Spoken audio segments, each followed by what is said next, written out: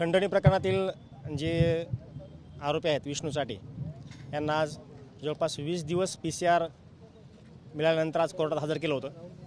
त्यांनी त्या तपासामध्ये जे काही मुद्दे माननीय न्यायालयासमोर मांडलेत त्यापैकी कुठलाही मुद्दा विष्णू चाटे या संदर्भातला नव्हता। याचाच अर्थ असा दिसून येतोय की या प्रकरणामध्ये या 20 दिवसामध्ये तब्बल 20 दिवसामध्ये इन्व्हेस्टिगेशन मशिनरीकडून विष्णू चाटे संदर्भात कुठलाही पुरावा या इन्व्हेस्टिगेशन मशिनरीला मिळून आलेला नाही।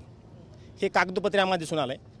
त्याचबरोबर आमचा आणि सरकारी पक्ष यांचा युक्तिवाद ऐकून माननीय न्यायालयाने जे आहे परत या प्रकरणाची गंभीरता पाहून आणि नवीन अटक झालेले आरोपी पाहून 4 दिवस PCR जो आहे तो एक्सटेंड केला आहे। विष्णू चाटे यांच्या फोनवरून वाल्मिक कराड आणि आवादा कंपनीचे जे प्रकल्प अधिकारी आहेत त्यांचं जे काही बोलणं झालेलं होतं त्यामध्ये खंडणीचा उल्लेख होता कारण तुम्ही कुठला मुद्दा घेऊन कोर्टात अगदी बरोबर। या प्रकरणामध्ये फिर्यादीच्या आरोपानुसार त्यांचं म्हणणं आहे की 29/11/2024 रोजी त्यांना एक कॉल आला होता जो आरोपी विष्णू चाटे यांच्या फोनवरून आहे।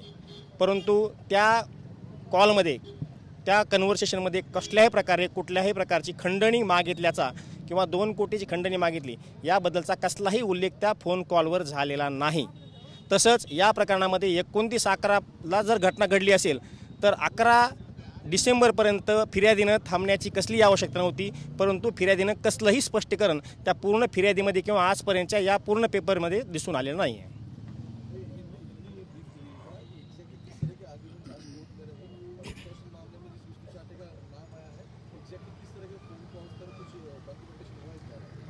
इस जो गुनाह दाखिल हुआ है एक्सटॉर्शन का, उसमें जो है अपराधी विष्णु चाटे उनको जो 20 दिन के बाद आज पुलिस हिरासत में थे वो उन्हें आज फिर से हाजिर किया था और फिर से पुलिस ने जो है 7 दिन की पुलिस कस्टडी की मांग की थी।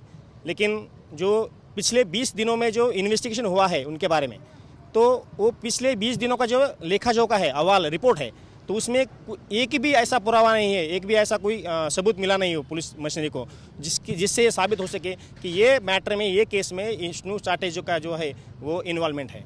इसलिए जो न्यायालय के सामने जो सरकारी वकील और जो डिफेंस वकील ने, मैंने और मेरे दोस्त एडवोकेट शिव जी ने जो युक्तिवाद किया है उसके आधार पर जो इस केस की गंभीरता को देखकर सिर्फ 4 दिन का जो है पुलिस कस्टडी रिमांड मंजूर किया है।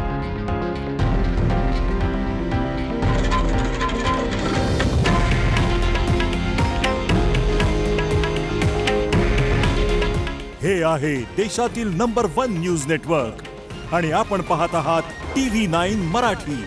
काळजी तुमची, हित महाराष्ट्राचं।